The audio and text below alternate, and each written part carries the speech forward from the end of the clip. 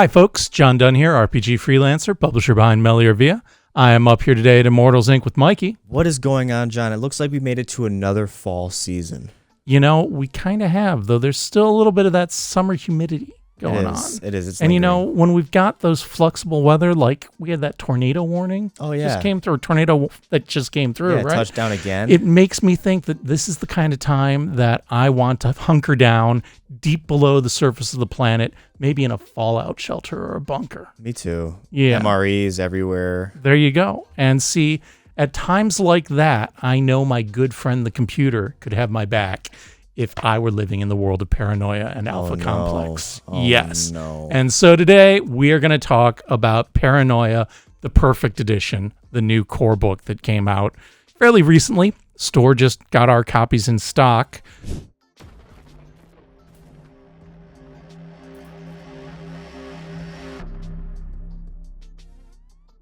This is by W.J. McGuffin and Keith Garrett. I've actually worked with Keith on a couple of projects in the past, but he also has worked on quite a few different Paranoia books, some Star Trek stuff, some Dune stuff. McGuffin worked on Unknown Armies and a whole lot of stuff from Paranoia and many other projects as well. This was a November 22 Kickstarter. They got about 2,500 backers and managed to raise around $350,000. So yeah, chunk of change for this. But Paranoia is a game that's been around for a while. In fact, we talked about the Red Clearance edition previously, and when we talked about that, we did kind of a bit of the backstory on Paranoia. So check that link, which Mikey will hopefully pop up here. Right up there somewhere. And I'm not going to try to dive into all that because we don't want to needlessly redundant. Just watch it. But this came out, like I said, fairly recently. And it is an Origins Hall of Fame RPG. Originally came out from West End Games in 1984. Mongoose took over the publishing in 2004. And this, I believe, is the fourth different version that they've published. This one, the biggest change up, and there is a nice conversion section back in the appendix between Red Clearance and Perfect Edition. But the big change up is they got rid of the cards because that way they could make it just a book instead of a box set. Stylistically, it's worth pointing out that, as is usually the case in Paranoia, there are a ton of examples, and they are all very, very funny as you're reading through them, right? I mean, and if you're not familiar with Paranoia, it's a silly game. Think post-apocalypse if done by the Three Stooges and the Marx Brothers. Oh, gosh. Yeah, Disastrous. So, yeah, physical humor is a big part of it, and your characters are going to die a lot, but that's okay because they've got clones who can immediately come back. And it's funny. Oh, it's absolutely funny. What's funnier than death, right? Right. Yeah.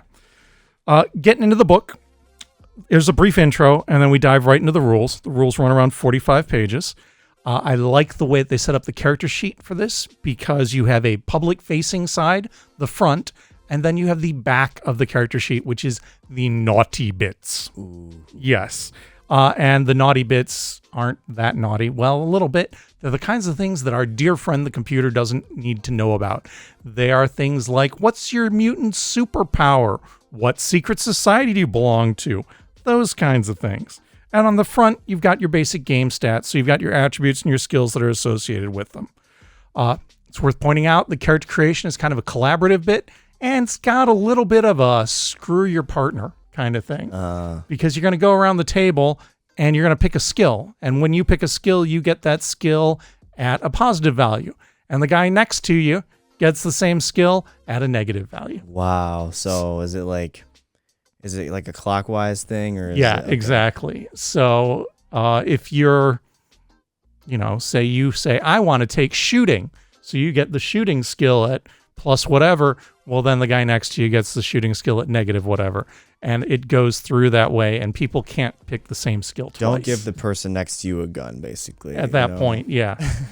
There's another bit that I thought was kind of fun in here is you have explicit treason and violence buttons. So you need to pick what things that could happen in the game that would make your character either commit treason against the computer or really just resort to violence immediately. And so there's some nice examples spelled out there, but those could also be fun things to come up with on your own. You do pick your secret society, you do pick your mutant power. It is a D6 pool system with one die that has the computer logo And when the computer logo comes up, which I believe is just a 6, so if you don't have the Paranoia dice, really substitute in, just need one die with a different color. But when that computer logo shows up, it means our dear friend the computer is paying some extra attention to what's going on around you. Wow, privacy concerns maybe? Well, and it's not just that they're watching you, they're watching everybody in the group. So you don't want to actually do a whole lot of extra skill checks if you don't have to, because just taking those actions are going to draw the computer's attention. There's also a kind of a cool system with your Moxie attribute, but you can spend your Moxie sometimes to activate powers or to call in favors. But when you run out of Moxie, your character loses it. You know, they lose all their cool, they take unreasonable, drastic actions. And maybe this might be another time where they resort to treason. Or violence. Particularly amongst the other player characters. For the most part, the Game Master doesn't roll at all. Your characters have a series of wound levels. The more you get wounded, the fewer dice you have in your pool. And everybody starts off with 6 clones. NPCs are kind of set up in here with looks, quirks, and plans. In the rules system. So that's basically, there's a chart for those and just a lot of quick references. So a game master can quickly pick one item from each of those 3 charts or columns, just picking through it to set up an NPC that they need on the fly. After we get through the rules section, it's worth mentioning, not everybody needs to know the rules. I think in the previous recording, we talked about clearance levels where your characters start out at not the lowest clearance level, but almost the lowest clearance level, which is red. And at red clearance, you're not allowed to read the rule book. That's the purview of Ultraviolet, the characters at the far end of the spectrum, or more specifically, the Game Master in function, right? So the players don't need to know the rules, just the Game Master does. And the beauty of that is the Game Master can cheat as much as he wants because he's got the computer on his side. Of course. As we dive into the next chapter, it's all about the setting. Got about 50 pages of that. It explains those security clearances that I just basically touched on. Roy G. Biv is the color scheme as we go through it. It talks about Alpha Complex, which is to say our basic fallout shelter with advanced society and, everybody controlled by the computer, directed by the computer, and lots of clones laying around. Kind of reminds me of Fallout a little bit. Kind of does, especially, the corruptions that lie within. No question. It talks about the different sectors of Alpha Complex, the bots that can be maybe taking care of you and maybe accidentally killing some clones, or maybe on purpose killing some clones.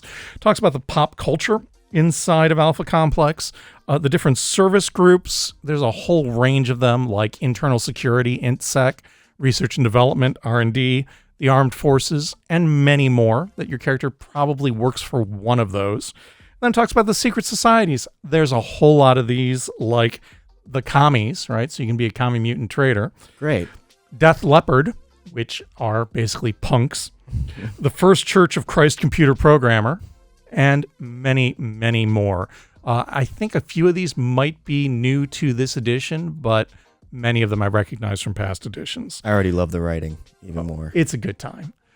And then there is a brief bit on here about what happens if the characters decide to leave Alpha Complex, and explore the great world outside of the hallways, where there's things like uncontrolled climate and rain that isn't just the sprinkler system malfunctioning, right? And how are the player characters going to deal with these craziness, right? After that, there's a brief section, about 25 pages, that covers missions.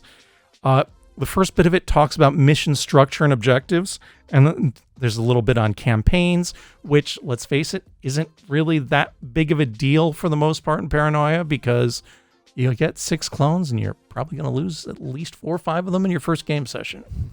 And then there's a sample mission about punishing some people who committed some treasonous activities. I like the way this is set up because it really very specifically walks the game master through the process of running the adventures. So you get a lot of insights and a fair number of examples for how that adventure is expected to flow through. After that, we got about 10 pages in an appendix, where I mentioned earlier, there's a section here that covers converting material from the Red Clearance Edition to the Perfect Edition. And then there's some rules questions, some cheat sheets, a bit of a bibliography because, let's face it, you're going to want to watch some of these darkly humorous films or read some books just to get an idea of the tone that's involved. A couple of handouts and actually a fairly comprehensive index at the back of this. Worth mentioning, the character sheet was way back up at the front where we covered character creation. So you do have a blank one of those too if you need it. The book is $50. It's 144 pages. It's hardcover. It is full color throughout. Some really fun and humorous illustrations loaded up in here. If a silly game might be a fun break for you from what you've been running and you like the idea of Fallout or the post-apocalypse, come check out Paranoia. Said we got it on the shelf here or available at immortalsinc.com. Couldn't have said it better myself, John. It seems refreshingly scary, but come check it out.